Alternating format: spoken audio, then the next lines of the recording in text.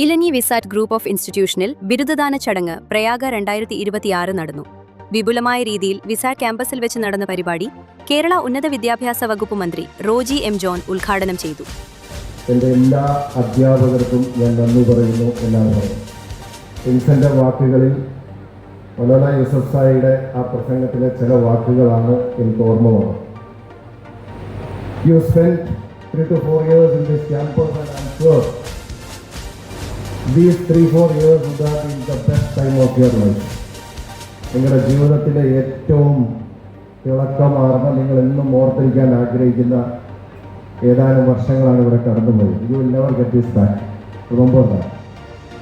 If given a choice, ഒരു വരം കിട്ടിയാൽ, ജീവിതത്തിൽ ഏതെങ്കിലും ഒരു കാലഘട്ടത്തിലേക്ക് തിരിച്ചു പോകാനായിട്ടുള്ള ഒരു അവസരം കിട്ടിയാൽ, ഐ വുഡ് ഓൾവേസ് സേ എനിക്ക് എൻ്റെ കോളേജ് കാലഘട്ടത്തിലേക്ക് തിരിച്ചു പോകണമെന്ന്. നമ്മുടെയൊക്കെ ജീവിതത്തിൽ അത്രയും മറക്കാനാവാത്ത അനുഭവങ്ങൾ നൽകുന്ന ഒരു കാലഘട്ടമാണ്. മഹാത്മാഗാന്ധി സർവകലാശാല മുൻ vice chancellor professor doctor Sabu Thomas മുഖ്യപ്രഭാഷണം നടത്തി.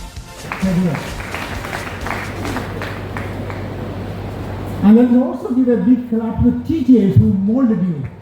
Congratulations. And my good friend, Sri Raju Kurian needs a big applause. I'm glad that he is building a fantastic institution here. Such a beautiful ecosystem. Dear friends, when I stand before you,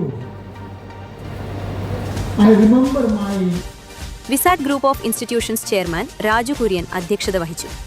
Those who are sitting here, you may become innovators. Some of them will be technocrats. Some of them will be business owners. So, tomorrow is with you. You have to prove with whatever education you have gained from here, you have to move forward in the society. You have to be successful people. Koothattukulam municipal chairperson Reji John, Piravom municipal chairperson KR Pradeep Kumar, Elanji ഗ്രാമപഞ്ചായത്ത് president KG Shibu എന്നിവർ ചടങ്ങിൽ വിശിഷ്ടാതിഥികളായി പങ്കെടുത്തു.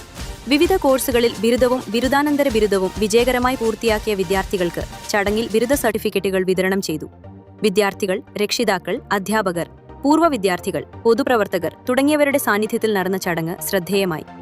വിദ്യാർത്ഥികളുടെ നേട്ടങ്ങളെ അഭിനന്ദിച്ച മുഖ്യാതിഥികൾ ഭാവി ജീവിതത്തിനുള്ള ആശംസകളും നേർന്നു.